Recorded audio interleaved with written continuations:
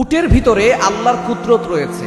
পৃথিবীর ভিতরে উট হচ্ছে বিস্ময়কর একটি প্রাণী। এই উটের দিকে তাকালেই আপনি আল্লাহকে চিনতে পারবেন। আল্লাহ তাআলা উটের ভিতরে অলৌকিক ক্ষমতা দিয়েছেন এবং এই উটের ব্যাপারে আল্লাহ পাক রব্বুল আলামিন কোরআন কারীমের ভিতরে আয়াত নাযিল করে দিয়েছেন।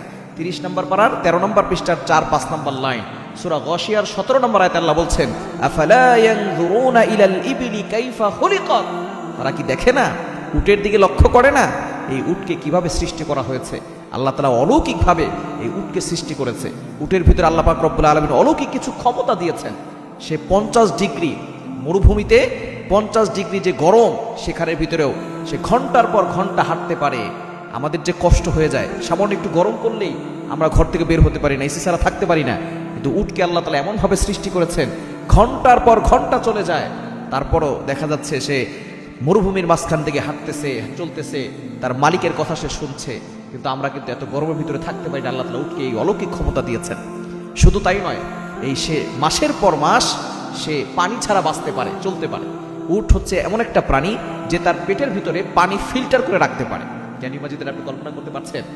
উট যখন পানি খায় 1 মিনিটে 20 লিটার পানি পর্যন্ত খেতে পারে এবং সে সেটাকে তার পেটের ভিতরে জমা করে রাখে। যখন তার পানি লাগে তখন সেখান থেকে পানি কিছু বের করে সে খায়, আবারও সে পানি সেখানে জমা করে রাখে। সুবহানাল্লাহি ওয়া বিহামদি। আল্লাহ তাআলা কি কুদরত এই উটের ভিতরে দিয়েছেন।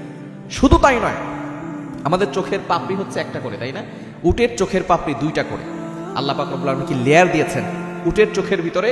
কারণ উট মরুভূমিতে চলাচল করে, এই জন্য উটকে বলা হয় মরুভূমির জাহাজ। উট মরুভূমিতে চলাচল করে, আর মরুভূমিতে যদি ঝড় হয়, তুফান হয়, তাহলে বালুগুলো উঠতে থাকে। তখন কিন্তু আমরা চোখ বন্ধ করে রাখি, কারণ চোখের ভিতরে অনেক বালু চলে যায়। কিন্তু উটের ভিতরে আল্লাহ তাআলা এমন নিয়ামত দিয়েছেন, উটের লেয়ার হচ্ছে চোখের পাপড়ি 2টা, একটা বন্ধ করে রাখে আর একটা খোলা রাখে। সেই খোলাটা দিয়ে সে দেখতে পারে। মরুভূমির যে বিশাল ঝড়ো হাওয়া হয়, সেখানে যখন বালু উঠতে থাকে তখনও সে তাকিয়ে তাকিয়ে হাঁটতে পারে, নির্দ্বিধায় সে চলে যেতে পারে। এজন্যই আল্লাহ বলছেন, আফালা ইয়ানজুরুনা ইলাল ইবলি কাইফা খুলিকাত। তোমরা কি উটের দিকে দেখো না? উটকে আল্লাহ তাআলা কত সুন্দর করে সৃষ্টি করেছেন।